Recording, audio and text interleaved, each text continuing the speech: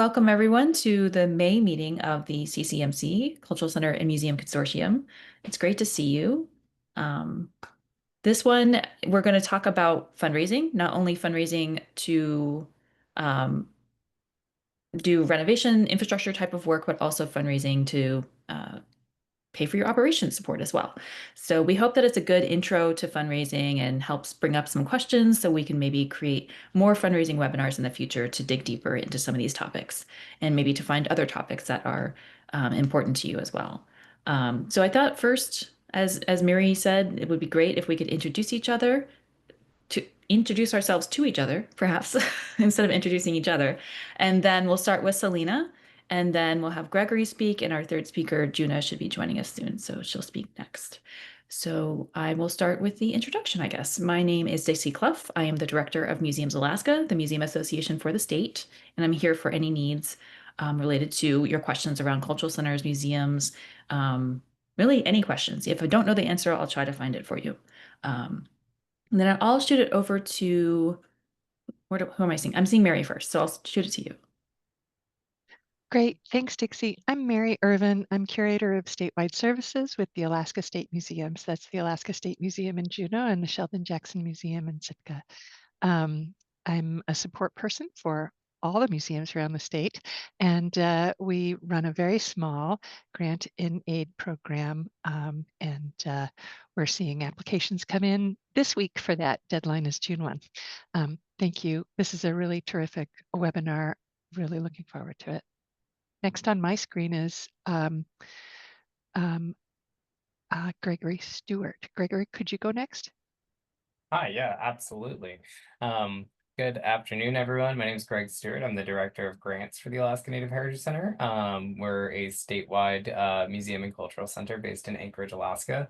We have a mission to preserve and strengthen all Alaska Native cultures, languages, arts, and traditions through statewide collaboration, celebration, and education. I'm sure most of you probably already know a lot about us. But yeah, I've been here since 2021 working as a fundraiser and a project manager and anything else that they will hand to me, as is common in working in nonprofits and museums. So it's nice to meet you all. Thanks. I'll pass next to Selena. Hi everybody, my name is Selena Ortega-Chiolero. I am Taruambara. Tsitonenene kasna el isda atna eltenena ethnena museum specialist Nadiniana Kayax Rakhwesta. I'm the museum specialist for Chickaloon Village Traditional Council, the governing body of Nadiniana Kayax, Chickaloon Native Village, federally recognized Atna Dene tribe here in South Central Alaska. And I'll pass it on to Djuna.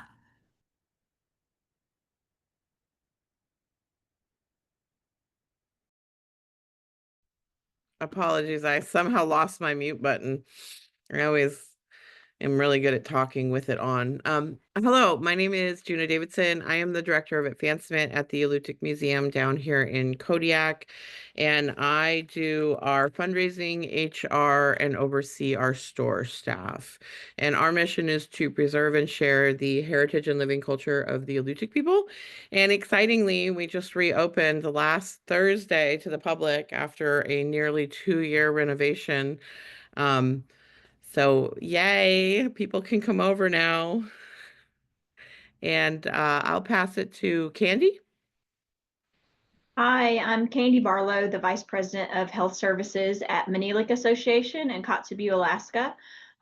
We are just working to preserve our artifacts and get them organized and maybe change display cases and things like that. So I'll pass it to Levi.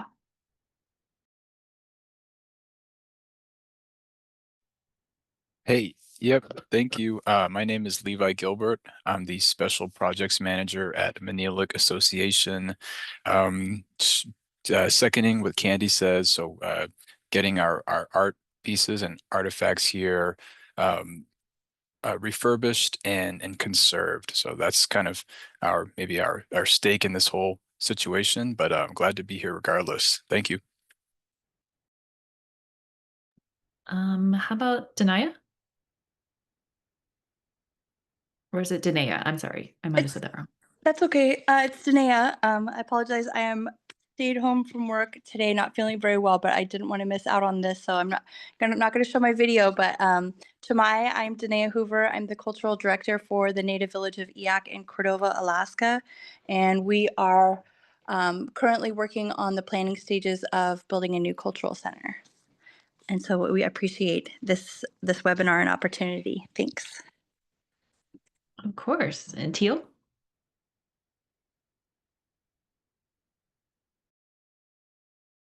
You're on mute. Round two. Lahishu, my name is Teal Hansen. I'm working with Danae here at the Native Village of Eyak in Cordova. Yeah, excited to be here. Thank you. It's good to see you. How about Talila? Hi, I'm Talila. I work at the Cultural Center down in Copper Center. It's a partnership with the National Park Service. And yeah, that's me. We're pretty small. We only have like one other person who works with it. I don't see her on right now, but so it's just me and her. So we're just still trying to figure it out. Awesome. Well, thanks for joining. Mhm. And then you said how to say it. It's Kunak. Kuna, yeah, Kunak. Kuna. Kunak.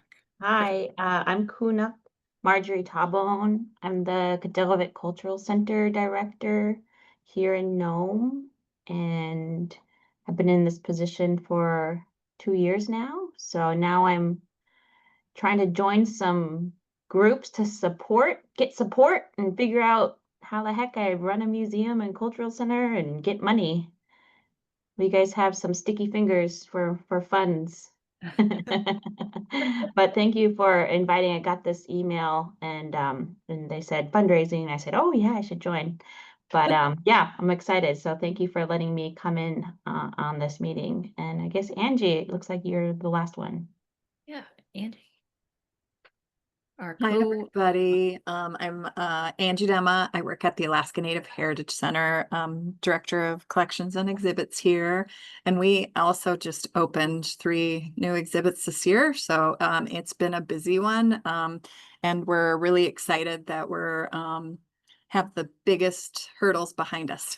So, but thanks everybody for coming. We're glad you're here. Yeah. So let's, I guess, get started. Is that okay, Selena? Okay. Yeah. I'm gonna try to share my screen. Awesome. So I did PowerPoint because I need to stay on track and I could go off tangent. So yeah, that's why we have PowerPoint. Now let me see if I can just get this set up right. And for the sake of time, I'm probably gonna go fast. I'm Mexican, so I talk fast and I apologize for that. I will try to slow down, but for the sake of time and my co-presenters, I will probably be talking fast. So if anybody wants to see my slideshow, I'd be happy to share it with them after this webinar. So really, I wanted to kind of give you guys just a background framework of kind of where my experience in fundraising comes from and kind of why I am going to be talking about the things that I'm talking about. So as I mentioned, I'm the museum specialist for Chickaloon Village Traditional Council. So I work within a department as part of a tribal government framework. So because of that, a lot of the fundraising that I do through that work is guided by our tribal council. However, I was previously the executive director of the Palmer Museum of History and Art and Palmer Visitor Center, which is a 501c3 nonprofit organization, meaning I work with the board. And we had 2 contracts with the city of Palmer to serve as their museum and their visitor center. So I had pretty much full range on how to diversify our revenue and our fundraising approaches.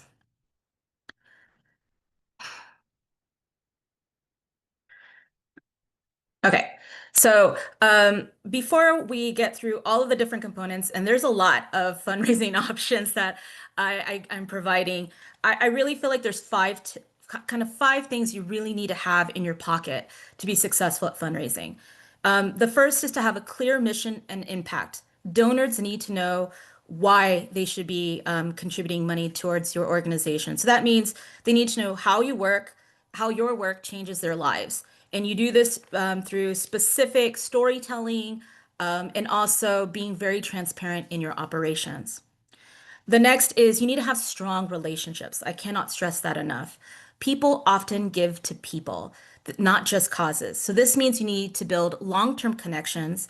You need to be communicating with those connections regularly, and you need to thank them genuinely, which means your appreciation needs to go beyond their money giving and it really is a relationship you are building. The next is you need to have clear and consistent messaging. Confused audiences don't trust. Audiences that don't trust don't give. So you need to have a unified voice across all of your communication channels. And you need to make sure that your message is easy to understand what you do and why it matters. The next is you should have some kind of data-driven strategy, meaning you need to know what works, and because by knowing what works helps you to do more of it. You should be tracking any donor behavior that you're seeing, program and event attendance, regular attendance to your facility if you have one, giving trends, and campaign performance. You should be using this data to refine your fundraising approaches. It also helps you to justify when you go to funders that you're having regular public engagement and support from your community.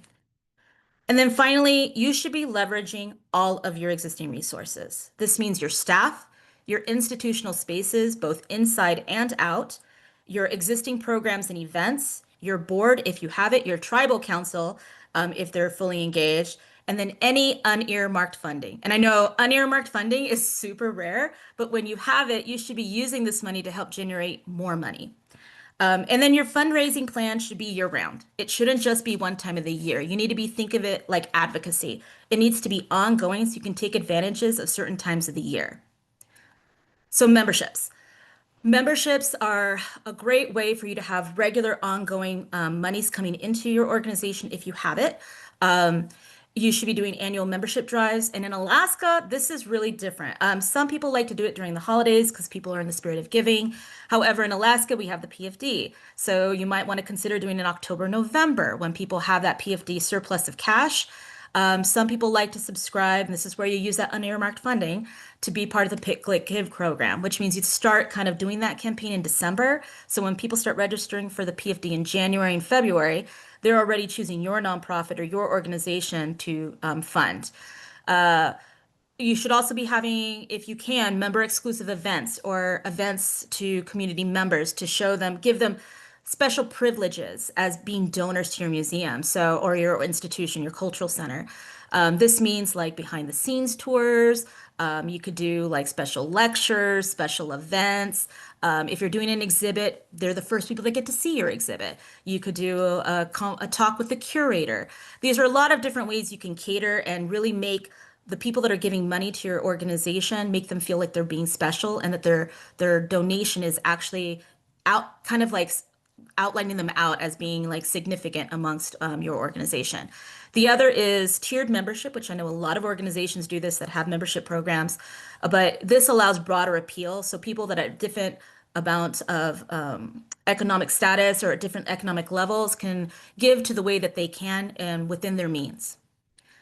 Next is donor strategies. Now, this one is really about building relationships. The best donors are corporate sponsors, simply because corporate partnerships, a lot of these corporations have a large amount of money that's earmarked for philanthropy purposes. And if you're their philanthropy, you could be really cashing in on an annual basis. You can also reach out to these folks during your annual fund giving, where you're kind of inspiring them to donate at a certain time, and showing that their money is going to help building whatever money you're getting from your community members. The other, and this one is really time consuming, legacy giving. This is where you're identifying wealthy individuals, hopefully in your community, but if not within your region or people that you know through your connections. And this is long-term relationship. You're building a strong relationship with them in the hope that they will identify you within their estate for when they pass. So you'll get a large amount of funding. And this is like, we're talking thousands of dollars, but this is really like that pot of gold at the end of the rainbow. This is way into the future, but you're at least allowing this person to come into your organization and get to kind of be a part of your family.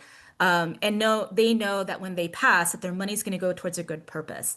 And the best example I can think of is the Bay Area Children's Museum in San Francisco. They actually have a website. They actually have a tiered donor model. they get millions of dollars because they really target wealthy people in San Francisco. Plus, it's a children's museum, so it's really not that hard to advocate towards people donating to it. But if you're looking at what a legacy model can look like, definitely go to their website because they have amazing, like it's very awesome. Next is digital fundraising. These are really short moments where you can get money coming to your institution. You do this through social media or through crowdsourcing platforms. For both of these, you really have to have a specific purpose to get people to draw people to donate. So campaigns can be on Facebook or Instagram. A lot of times we see this as people's birthdays. They want to, in order to celebrate their birthday, you donate to their favorite nonprofit. You could do the same thing. You could pick like you're having an exhibit, help support the exhibit. So it's almost like they're sponsoring it. Or you have an object that needs to be, you need a curator for it, and you need it for the curator, I mean the conservator. Get money to help bring in a conservator. Instagram, I see a lot of Alaska Native artists who sell their artwork on Instagram. They auction it off. You could do the same thing. If you have a gift store, pick an item from your gift store and you're going to have a one moment flash kind of auction. 24 hours, 36 hours. You'd be surprised at how much revenue this can generate in a moment. Crowdsourcing platforms like Kickstarter, GoFundMe, same thing. You have an exhibit that you want to come up. Have a GoFundMe to support the exhibit, to bring this, have the exhibit in your community. You want to host a special event. Same thing. Maybe your museum or your cultural center is creating some kind of programmatic aspect. So a traveling trunk or something to go out into the community, a Kickstarter for you to help develop those materials that go back out to your community. There's a lot of creative ways you can approach this. Next are programmatic fundraising. This is ongoing fundraising. These are educational workshops like art making, skills based. I know for us, we don't charge for it, but at Chickaloon, we do how to take care of your photographs. So we actually give people materials and the skill set and instructions on how to properly care for their photographs, because our hope is that they'll last longer and eventually gift them to the tribe for our permanent collections. Tours, you could do this in person, audio or virtual. This does sometimes require you to have a little bit of financial investment. I know when I was at the Palmer Museum, I had a very small staff, didn't have time to be able to have them do in-person tours. So we invested in audio headsets that provided a tour where we did all the research for it, and people could check them out at a cost, go around downtown Palmer and view all and learn from about all of the buildings and the history, and then bring back the headsets. But we were generating revenue from it. Sponsorships. Anchorage Museum is very good at this. They actually get regular corporate sponsors for their exhibits, which is why they get to have these amazing, very expensive exhibits on display. But you could do the same thing for your community, same thing for events or restorations of materials, like I mentioned further. And then traveling trunks for engagement. This was something I started to do at Palmer before I left, but we created these wooden trunks that had were laser engraved on them, that had maps and stuff like that and pictures. And then inside we had a lot of our collections had partner duplicates. So we actually put real collections materials in the traveling trunks, included some curriculum and some additional photographs. So teachers could pay for these trunks to check them out and take them into their classrooms and use them specifically during the period where they have to do Alaska State history and then they have to do local history. So it's a great way to kind of help promote a lot of the resources we have, but we're still generating revenue. Next is major events. These are also one moments in time, and they can generate thousands of dollars to hundreds of dollars, depending on what you look at it. When I was at Palmer, the biggest one we did was the wine walk, which is still happening today. And we made $25,000 the first year. And the way we did that is we leveraged our board director, who had a friend who was a wine seller in Oregon, Washington.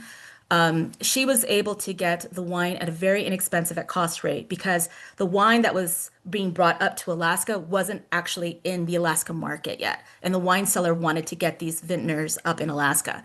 So we were able to get wine at a very inexpensive rate. We partnered with several downtown Palmer businesses to host tastings. So the wine was distributed throughout town and people paid a ticket price. With it, they got a certain number of tastings. They went to the businesses. The businesses benefited because they got increased in sales on that day because people always ended up shopping. And then we got the cash from the ticket sales. So it was a really great way to get people to have fun, an event to have in downtown Palmer. We're working with local businesses who eventually partner with in other events. But it's a great way to kind of also promote the museum because it was always about a fundraiser for the museum. The other is Untold Stories. This is a smaller one-time event. It was based off the Moth series where we invited community members to submit stories about their experience in Alaska. We chose a theme for every quarter. People submitted stories. The best ones were selected. We partnered with a local high school's drama teacher who helped coach these people to be able to tell their stories in person from memory. And then we charged for the ticket sales. This only generated about $300 to $500 an event, but the more important part of it was community outreach. It was where we were giving community members a space to tell their stories to the public, have a nice performance, but at the same time, they felt like they were giving back to the community, back to Palmer's history. At the same time, it encouraged them to participate more in museum events. So we saw those faces starting to come to our events where we hadn't seen them before. The final thing is a gala or an auction. This can be expensive up front if you're hosting an in-person event because it means oftentimes providing a meal, some entertainment, maybe even beverages. Or you can do it online if it's an auction. And Museums Alaska was actually very successful, I think, on some of their last auctions. But this is really dependent on what you're auctioning. Experiences, packages, or objects. I think the Heritage Center has done some pretty good virtual auctions before.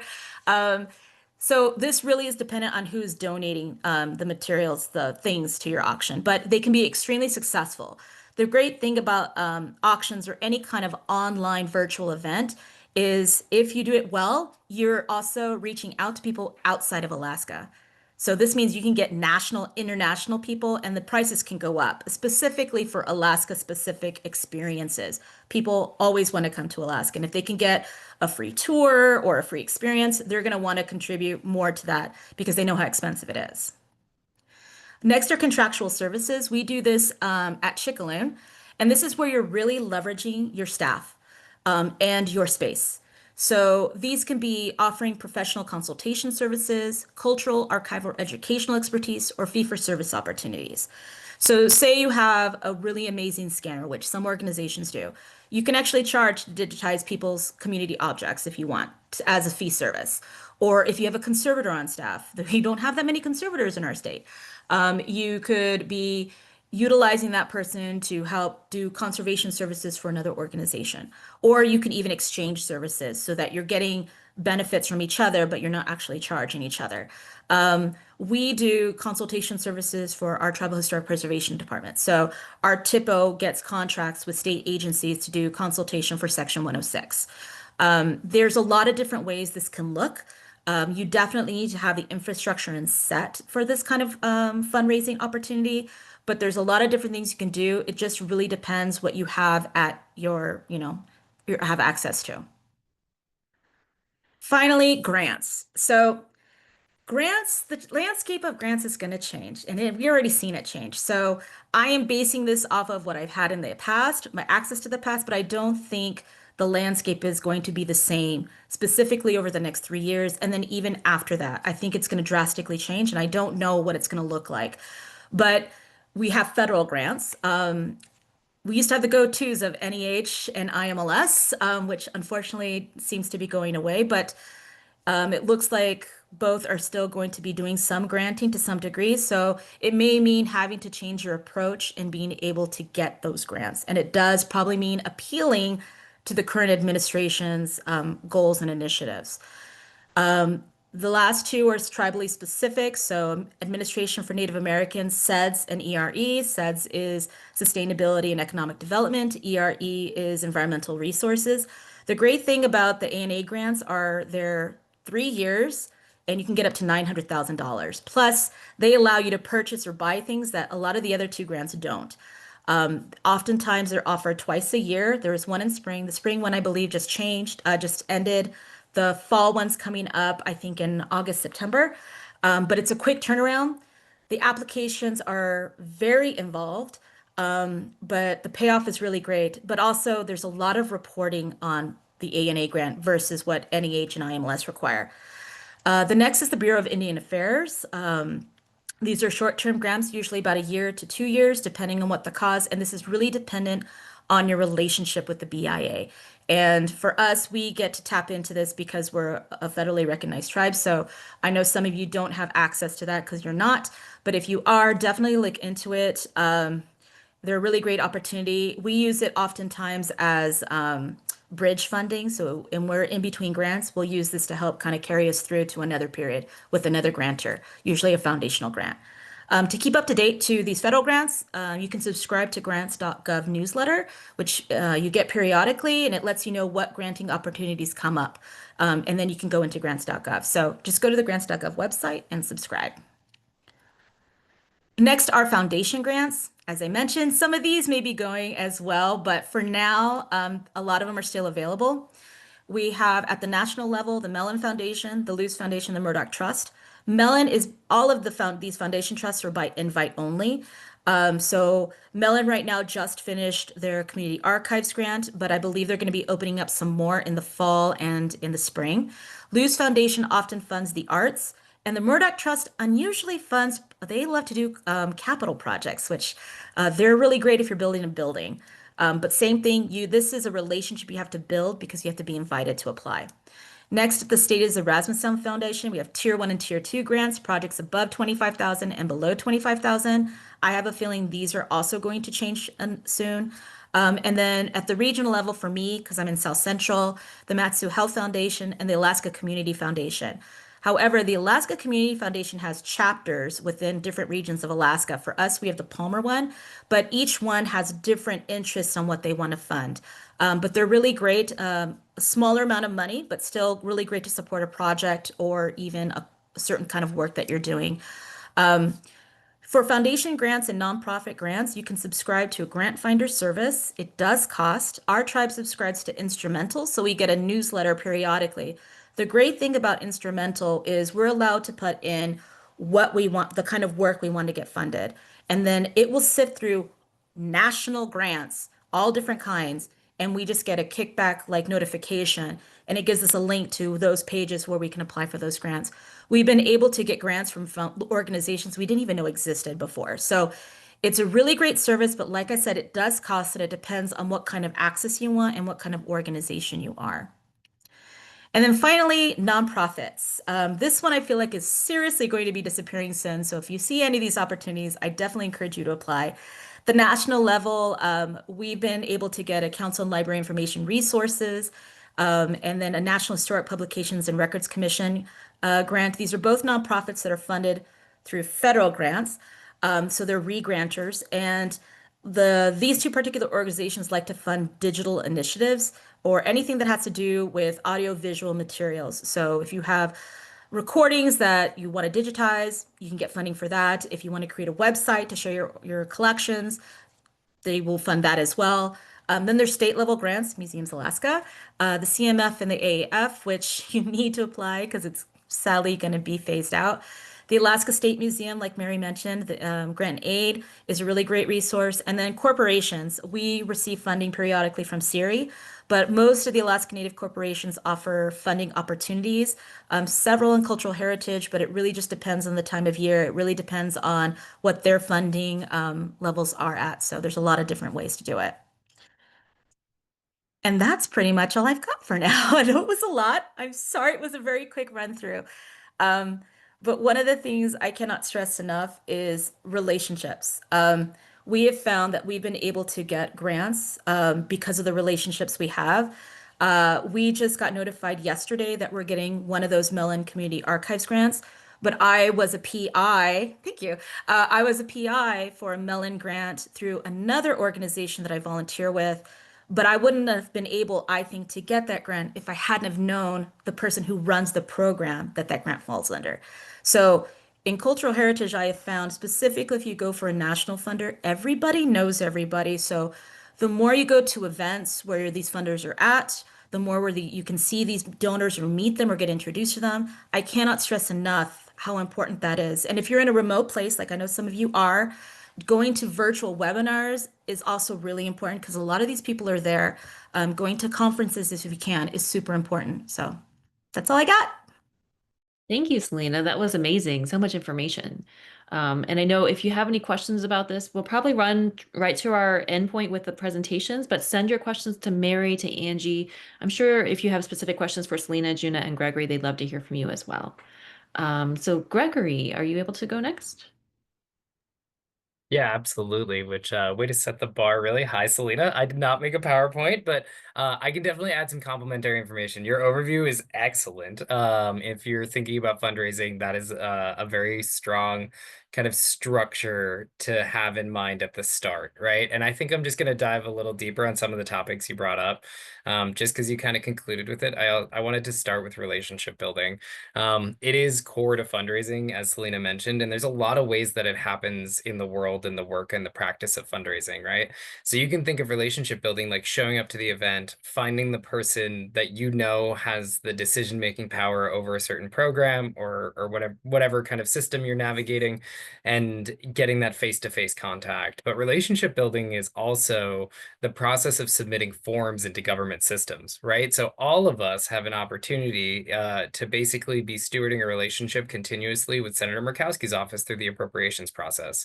You know, she has staff that work there that are kind of been there quite some time. They're very familiar with the people that submit the applications. They review all of those materials.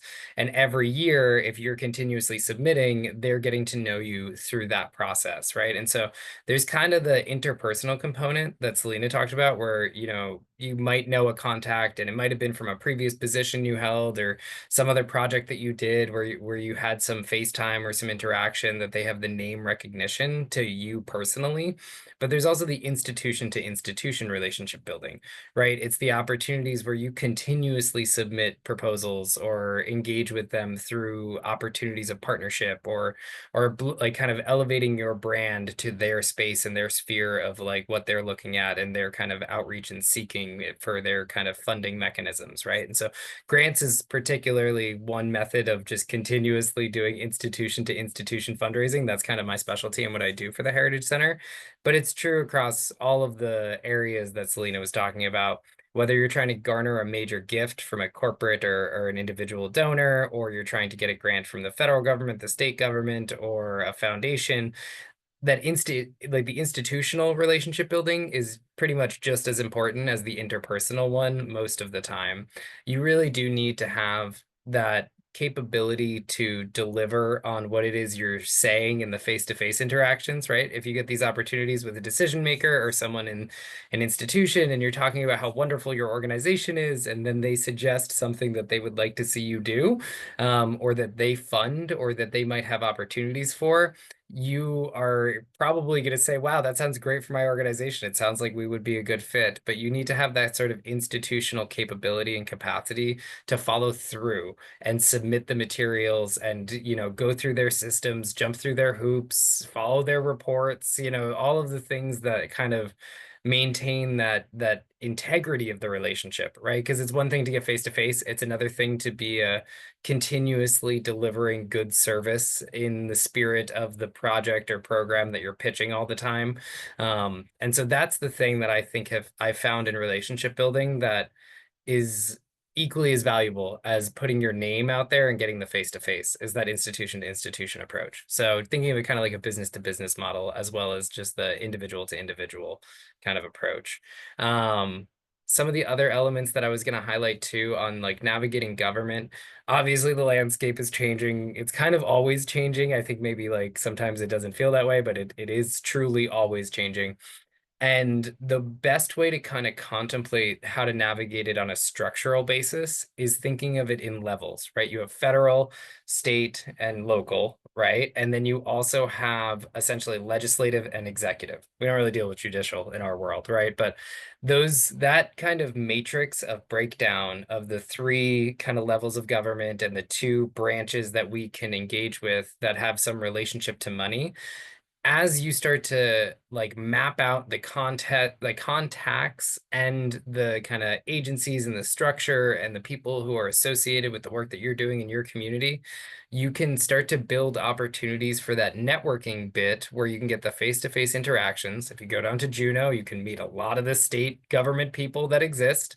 And if you go to DC, you can meet the federal government people that exist, or you find times to engage with them virtually, or you just do the outreach, you make those connections.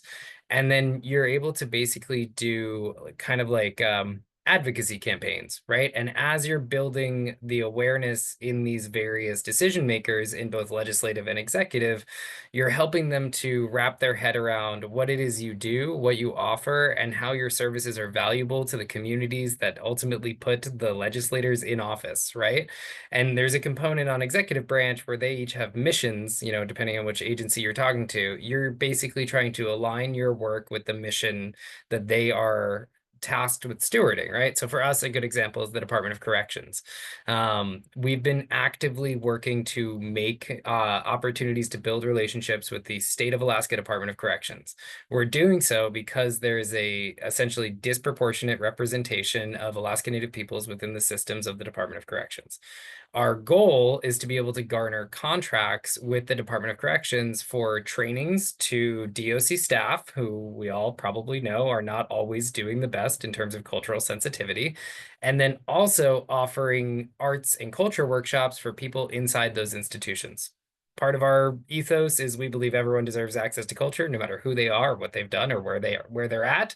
And so this is a way for us to also bring in fundraising and that kind of contractual services model that Selena was talking about. And so there's so many different methods and approaches to all these things. And really, my background, I didn't learn to do fundraising outside of the Heritage Center, really. Like I started my fundraising career here, and I've been doing it for just 4 years, but I have a lot of kind of educational and background experience in the fields of law and accounting and media. So I just kind of know how to put a puzzle together. And as you start to see, there is kind of a limit to the number of puzzle pieces in the system that you're navigating. Whatever system you're embedded in, whether you're part of a tribe, like Selena talked about, or you're a C3 that's just operating independently, or you have some blended model, you know, that your cultural center or museum is kind of working under, there is, you know, a limit to the system, and you can figure out who are all the contacts on the map of the system that are going to be worthwhile for me to invest in relationship building with. So whether that's my mayor, my local government contacts, the assembly members for those of us in Anchorage, right? Or if you're thinking about, you know, even within the context of the tribe, you know, who are the contacts on the tribal council or leading the tribal community? You know, those are valuable contacts for you to reach out to, build a relationship, get to understand what their priorities are, figure out how there's mission alignment between your programs and services or whatever project you're stewarding, and just take those opportunities for intentional dialogue, right? Because dialogue is the way that you can basically facilitate information exchange. And at a certain point, information exchange can turn into money exchange, right? Like you just keep putting information into the system, and hopefully somehow, some way, the system will eventually kind of understand that you're asking for money through the dialogue, and that money will materialize for you. Sometimes it's a little more complicated than that. Sometimes it literally just happens that way. Like we've gotten grants from funders that are basically like, oh, you know, a year ago we talked about this project that you said you wanted to do, and now I happen to have a pot of money that I need to move as part of the obligations that I'm facing, and your project fits perfectly within the system. And so that relationship building piece, really just emphasizing that you can structure your outreach based on that strategy of the kind of like federal, state, local, and then there's also the kind of like philanthropic community, and they fit into similar kind of buckets, like Selena broke it down. Then there's the kind of legislative and executive, where you can basically do a version of lobbying where you're advocating for different projects to the legislative community members, whether they're the state government representatives, Murkowski's office, or people within your local community.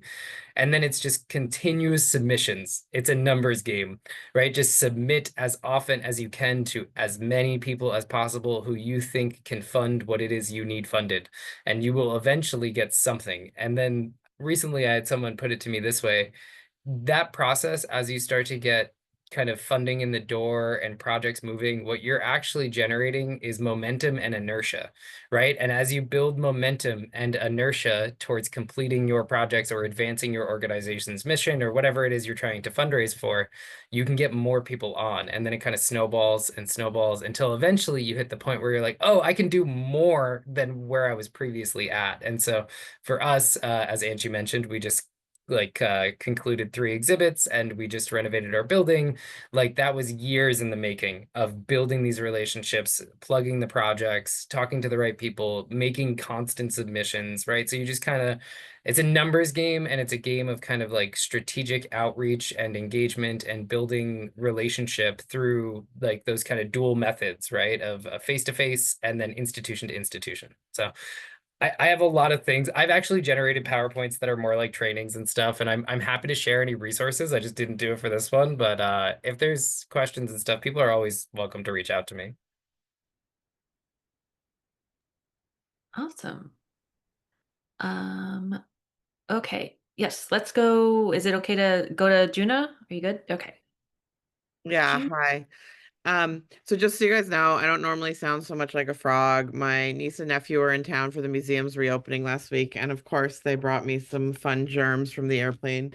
So I'm getting over a cold, which is super awesome because I got interviewed for a video clip for the statewide news last night, and I was like, is there anyone else who can go on the news? But no, it was me. It's fine, but I was just like, I sound like a career smoker or something, which I have never smoked a cigarette in my life, but so bear with my voice and if I have to cough.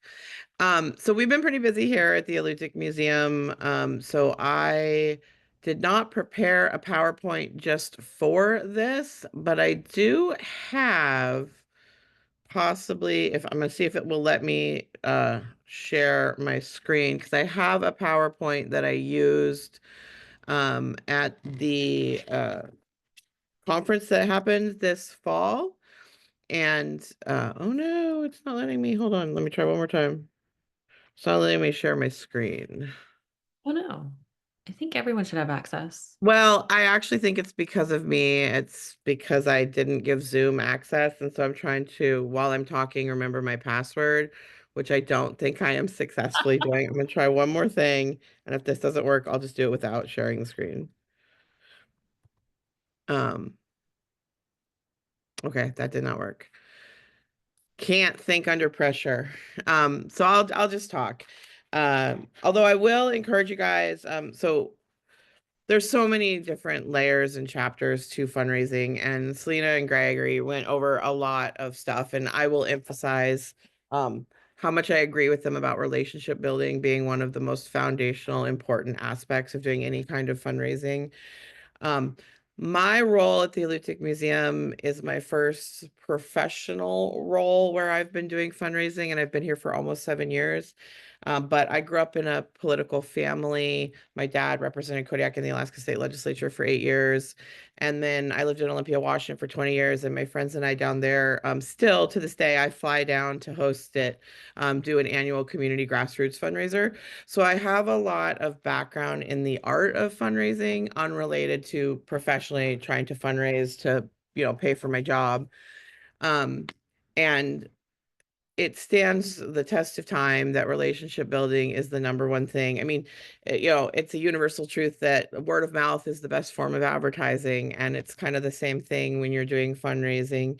And a couple of points I want to make that sort of complement what has already been said, but are like sort of a little more specific digging down is like, beyond the intentional relationship building that you're doing at conferences and in webinars and in connecting with your legislators, just remember that you like never really know when you're doing relationship building that could relate to your fundraising. So as an example, the museum just reopened last year, last week after almost 2 years being closed. It was a busy week. We had 4 events in a row. Yeah, I calculated it up on Sunday. We had over 4 days, 1,178 people in Kodiak, in little teeny Kodiak, that came to the Alutiiq Museum for our events. We did a private donor reception on the first night, and that was invite only. And we had, actually, I've got my numbers right here. We had 178 people for that. And then we had our public grand reopening. And for that one, we had dancers from Alutiiq, Yuzinki, and Kodiak who all performed. So altogether, over 35 dancers that performed.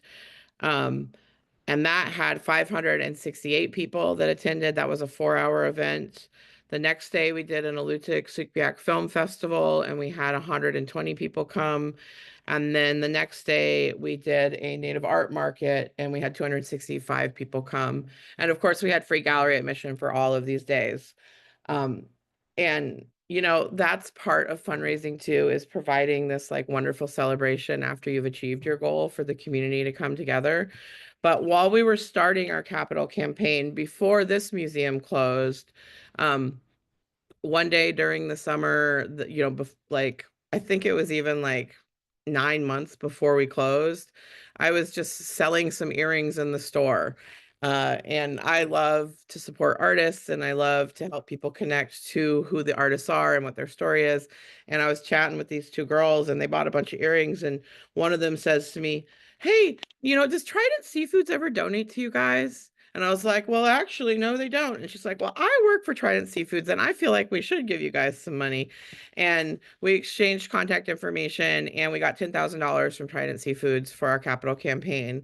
And we had never received a dime from them before. And, you know, my joke is like, I'm good at selling jewelry, so now we got $10,000. But it's like, you never really know when you're having those opportunities. And another example of that is, you know, the Alutiiq Museum does a lot. We have a language program, an archaeology program, an education program. We consider our store a program to support artists living their culture.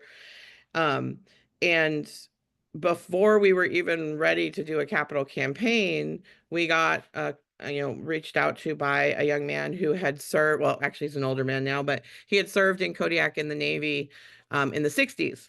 And he reached out to us and was like, "Hey, I've got this photo and I'm trying to figure out if I'm right about where it is in Kodiak. Like, can you guys help me figure it out?" And one of our archaeologists was like, "Yes, actually, I grew up in Chiniak," and that, you know, and she like gave him all this information. And he was so delighted that he was like, "I want to make a donation." And so they referred him to me. And my buddy Carl and I have been exchanging periodic emails for the last 3 years. And separate from the capital campaign, he on his own came up with a goal to donate $100,000 to the Alutiiq Museum. And over the course of the last 3 years, in increments, he did. And then he donated 10,000 as an individual, donated $10,500 to our capital campaign. We had the summer before we closed, there was a family from California who had never been to Kodiak before, but had found out that they had Alutiiq heritage and took a trip. I'm assuming they must be wealthy, because you don't fly all the way from California to Kodiak and literally come for one day unless you have the means. But they really wanted to connect with their culture. And this was before the renovation. And their son, who is 16, was so moved, and he knew we were going to do this big project, and he did a fundraiser in California. The 16-year-old boy raised $5,000 for our capital campaign from his friends and family. And then the final example that I want to share is we have a store artist who we support, who actually isn't one of our native artists. She is lived in Kodiak for about 30 years. She's a retired school teacher, biologist, children's book author. And during the course of our capital campaign, she reached out to us and said, "You know, I unexpectedly came into an inheritance, and I really want to do something that I will be able to see the impact of." And she donated $53,000. This individual. And like, so you just never really know where some of the most like striking gifts that you're going to get are going to come from. And so like, as you're, you know, walking the world in your fundraising and in your role representing your organization, just thinking about that and keeping that in mind. You know, I have family down in the States, and so I try to go visit the kids as often as possible. And every time I get on an airplane, I bring business cards and I bring brochures about the Alutiiq Museum. And just being prepared, you know, I'm not going to force people to talk to me about it if they don't want to, because that's really not going to help you. But being prepared that if, you know, some stranger next to me on the plane is like, "So what do you do?" And then they get interested, say, "Actually, here, let me give you some info." And, you know, building those opportunities to make connections, because you just really never know where some of your strongest supporters are going to come from. I made a couple notes while you guys were talking, so I'm trying to see what else I wanted to really make a point of, because you guys covered a lot of info, and since I don't have any images to show you, let's see. Oh, the other thing, and this is maybe is like a given, but like if you're doing a specific fundraising, like make sure you've got, I hate the term elevator speech, but for lack of a better term, like make sure you have your elevator speech on lockdown, that you know what your key points are. So if you are, accidentally in an elevator with Bill Gates, that you can like very quickly and confidently like, let him know how cool your organization is in case he wants to support you. Because you need to really be able to very comfortably and fluidly talk about what your organization is doing, what your organization is capable of, and what your organization needs.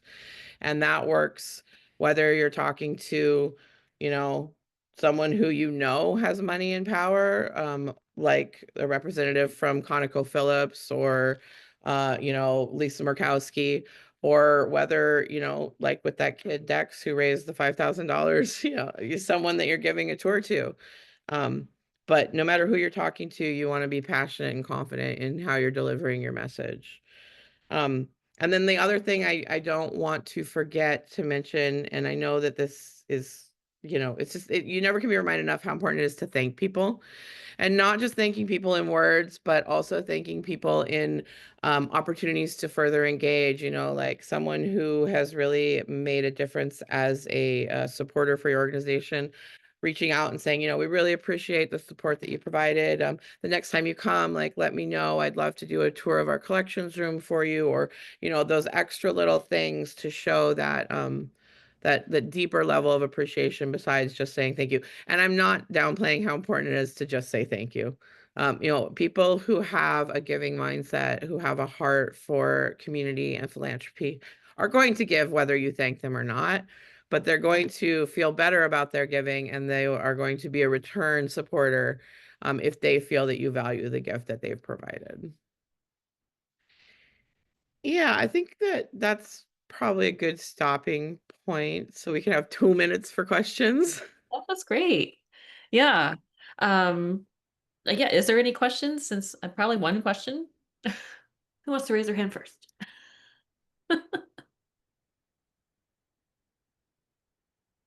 We did so good, they don't have any questions. Oh, you guys are great. Yeah. I guess I'll add one other thing too, like specifically if you're doing a capital campaign, the Alutiiq Museum made a like a page through our website for our renovation. And I have nothing to do with how nice it looks. Amy Steffian, our curator, does that. But I mean, I fed her some information, but like it has been really helpful. One is a place to refer people. And like, we have like a video tour mid-construction. We have our list of supporters. We have the link to give. But I feel like I got really good reception from people that they liked having that easy resource to access. And so just finding all those different ways to get your information out. Mhm.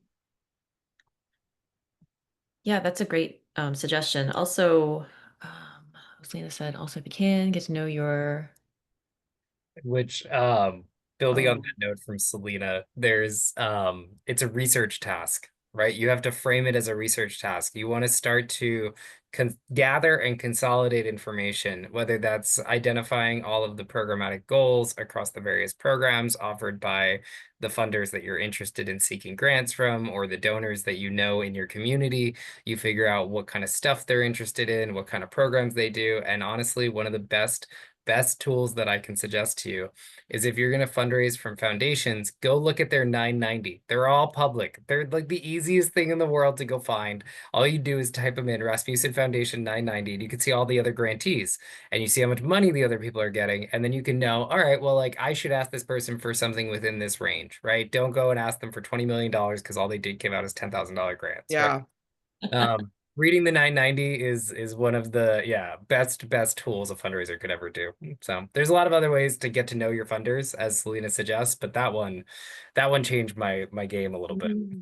Yeah, and some foundations often put their past grants on their website. So you can always search that too. And federally, that's always the case. I think they're required to do that. So if you're looking at federal grants, they have past projects that they funded and things they funded. Speaking of relationship building, I know that Mary, Angie, and I have talked about maybe inviting Rasmussen Foundation, someone from Rasmussen, to come talk to the group. We might reach out to other foundations as well, because we know that there are other foundations that are interested in learning about your projects, learning about what's happening in Alaska. So those kind of relationships are really important, and we know that. So that's something that we're thinking about for the future of this group, and hopefully that would be helpful. But then, as I said, Mary, Angie, and I were still looking for things to do webinars on. So if there's something very specific about fundraising that you'd like us to dig deeper into, please let us know, and we'll work on creating a webinar for that. But yeah, we're at the top of the hour, so we don't want to waste anyone's time. I know there's lots of meetings in the day to get to.